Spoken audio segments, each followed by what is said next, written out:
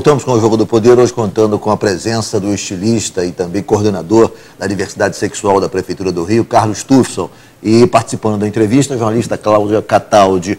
Tufson, você participou recentemente de uma feira de turismo LBGT na Flórida, em Miami, onde se discutiu, enfim, ações nesse campo em todo o mundo. Que tipo digamos, de avanço o Rio pode obter? Qual a importância econômica desse tipo de turismo e como o Rio está se situando nessa faixa de atuação no turismo?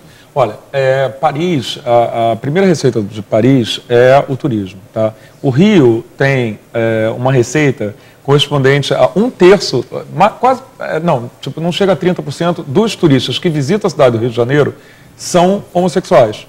Quanto por cento? É quase 1/3. 1/3.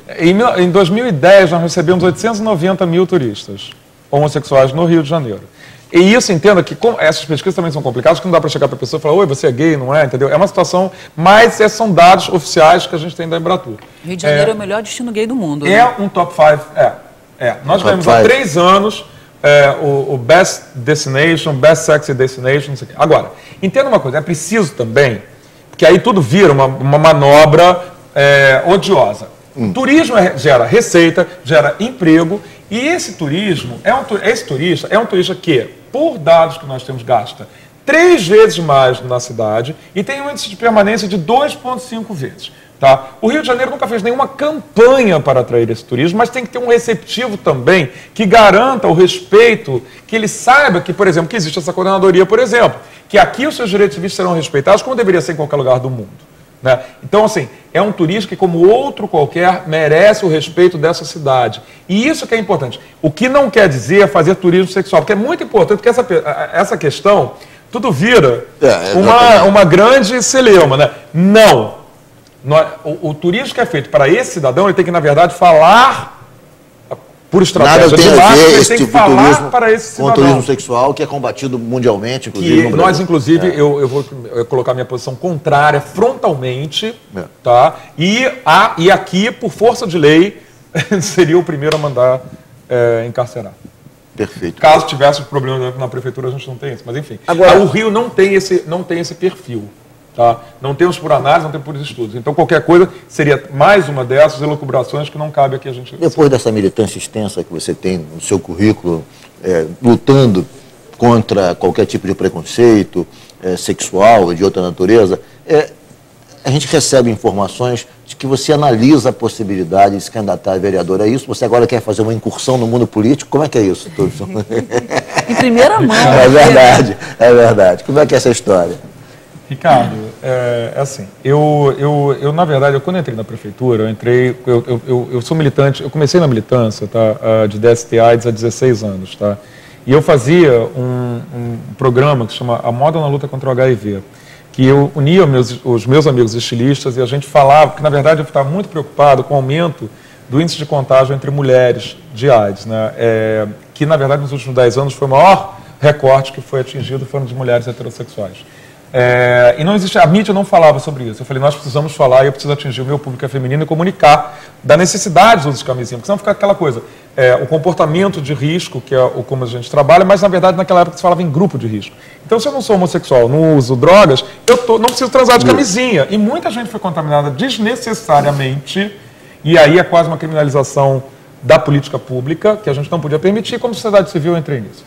Eu acho que hoje em dia o olhar de um militante de direitos civis e humanos, ele é muito necessário, eu vejo isso hoje, por exemplo, como gestor, estando no Executivo, tá? E, obviamente, eu vejo a necessidade disso também no Legislativo. Mas aí é uma questão que, enfim, eu sinceramente, eu não sabia que eu ia me apaixonar dessa maneira. Você acha que a política pode ser um instrumento importante para você utilizar para o enfrentamento dessa questão? Ou seja, você fez dois... Primeiro você era um militante. De militante você passou a membro do Poder Executivo e passou a ter instrumentos para, digamos, implantar, digamos, programas que venham ao encontro da sua plataforma, da sua visão em relação às questões LBGT. Bom, agora você parece... Não só. Não só. Com relação ao preconceito em geral, digamos assim. Importante. Como gestor, eu não me sentiria à vontade. Gestor, perfeito. Agora você pensa em dar um outro passo em direção ao legislativo. Quer dizer, porque também eu... Você acha que pode ser mais eficaz essa sua luta com o poder na Câmara Municipal de legislar? Mas hoje, por decreto, na Prefeitura, eu posso agir apenas para as políticas LGBTs. Mas eu sou um cidadão carioca, eu sou um empresário de moda, eu acho que a questão do turismo no Rio de Janeiro é muito importante, ela precisa ser discutida. Quer dizer, são questões. Agora, a maneira que eu vou colocar isso, isso é realmente uma questão que tem que ser decidida. Eu quando entrei na Prefeitura pelo convite do prefeito, eu não sabia que eu ia me adaptar. Eu estou acostumado a ficar gritando na porta da Prefeitura, não atuar como gestor. Está acostumado a atividade de militante.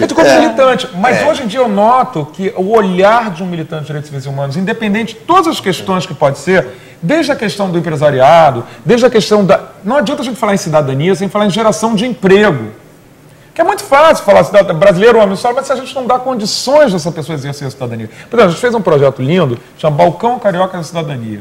Eu noto que o cidadão... Inclusive na Rocinha teve atuação do Balcão Carioca da Cidadania, depois da pacificação. Que tipo de resultado produziu na Rocinha? Foi muito bom. Agora, o que acontece? A Rocinha tem um aparelho municipal excepcional, que é o Rinaldo Delamare, que oferece já também ali à população um serviço de qualidade incrível. Então, na verdade, eu tirei de lá para colocar em lugares que nós estamos mais carentes da atuação do poder público. Porque, na verdade, ele é simplesmente o seguinte, é informar ao cidadão o direito que ele possui.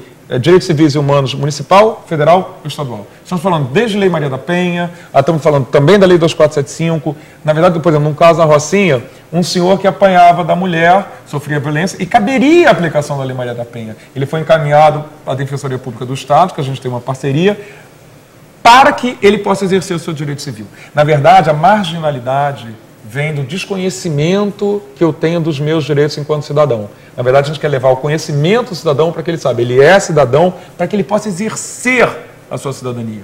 E isso interferir no seu voto, interferir na sua maneira como ele olha o país e até que cuidar do seu canteiro, não deixar ninguém jogar papel na rua.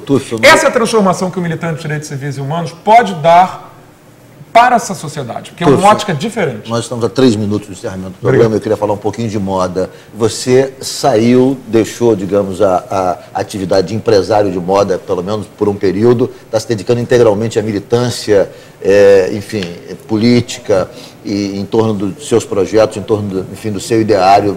Agora, como é que você vê a moda brasileira e que tipo de avaliação você faz? Que projeto você tem nesse campo também? Pretende voltar, não pretende voltar? Você que tanto brilhou produzindo moda no Brasil e no exterior. Olha, eu quando fechei minha empresa, a minha empresa é um case que não vai dar para em 3 minutos a gente discutir aqui, porque na verdade assim, a gente exportava, nós vendíamos, girávamos 90% nas lojas, era um case, a gente exportava, agora foi uma empresa que cresceu por si só, cresceu da sua venda e com isso foi crescendo. Aí cabe discutir o que é o chamado capital de giro, o que é o acesso ao BNDES do microempresário. Eu, na verdade, por exemplo, uma cliente que não me pagava, eu pagava 12% ao banco de juros. Como é que eu vou poder pagar o meu salário, o salário das pessoas que trabalham para mim? Que essa era a grande cruz. Eu tinha 90 funcionários. O funcionário, ele além de ser demonizado, sofrer preconceito também, ele, na verdade, todos os riscos são dele. Se eu recebesse o que eu pagava de impostos, nós temos que discutir o custo do Brasil. Mas você acha que a moda brasileira hoje, que importância tem? Eu acho que a moda já foi, no estado do Rio de Janeiro, o segundo maior gerador de empregos, principalmente para as mulheres. Tá? Eu já vi muita mulher transformar de uma renda secundária, virar renda primária da família e os maridos até abandonarem os empregos para auxiliar suas esposas. Eu acho que nós podemos voltar a isso. De certa maneira, São Paulo não liderou isso, São Paulo Fashion Week não levou, inclusive, grandes grifes do Rio. Isso não tem a ver com São Paulo Fashion Week. Na verdade, o que fez isso acontecer é porque eu vivo, minha mãe é estilista, então eu vivo na moda desde que ela foi criada, porque foi o Rio de Janeiro que criou. Na verdade, foi o governo Brizola, tá? Entenda que foi num momento de populismo de que ligou a moda a uma questão burguesa, meio... E ali houve esvaziamento um pouco da... As indústrias foram embora pela ausência de incentivo e de distribuição da cadeia produtiva. Na verdade, por exemplo, o secundário, que é a indústria da transformação, na moda, é o maior gerador de empregos, o segundo maior gerador de empregos no Rio. Pode voltar a ser, mas precisa de políticas públicas para isso. E isso sim precisa ser defendido. Até porque o emprego é primariamente feminino. e faz com que a mulher participe da educação de seus filhos em casa. Tufson, foi um prazer recebê-lo no Jogo do Poder. Obrigado. Satisfação. Cláudia, muito obrigado pela presença. Foi prazer é todo meu. Adorei. Sempre. Adorei.